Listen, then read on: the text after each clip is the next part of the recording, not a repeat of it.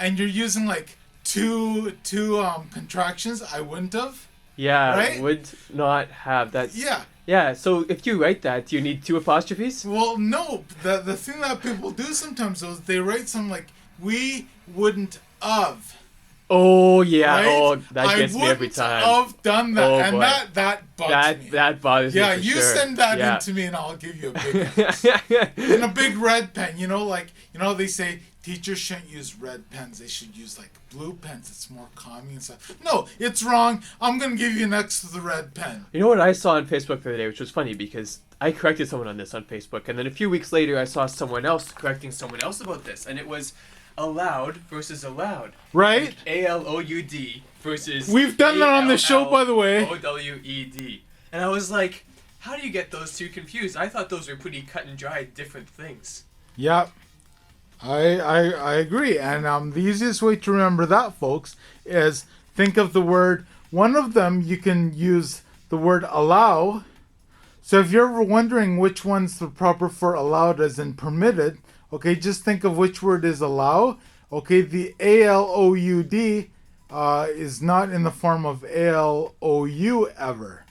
Unless, I don't know, it could be a French word. You can also remember it as a verb, right? Because you can conjugate the verb allow to allowed.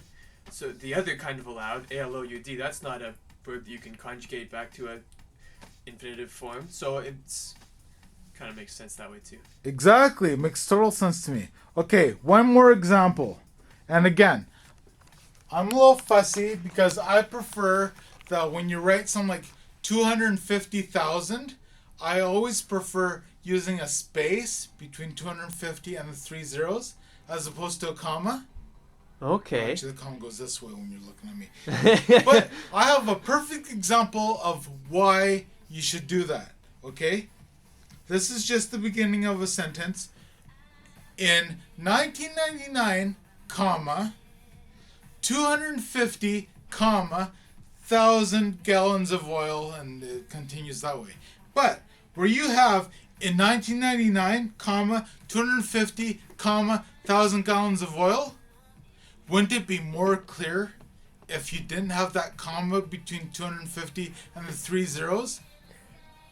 Well, if there was a space and a comma, that would definitely be bad.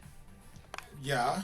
I mean, I'm not gonna say you're wrong. I have no like beef with this at all. But I mean, if it's you never have, as far as grammatically introducing a break in the speech, you never have a comma without a space after it.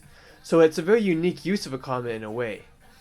So that's why I believe, with what you just said too, it just reinforces my opinion right now, I guess. Although I think what I say goes. It should be with a space, not a comma. 250 space, three zeros. Yeah, sure. Well, I mean, it also makes it easier to read, right? So you're not looking at it like, how many zeros are there? Exactly.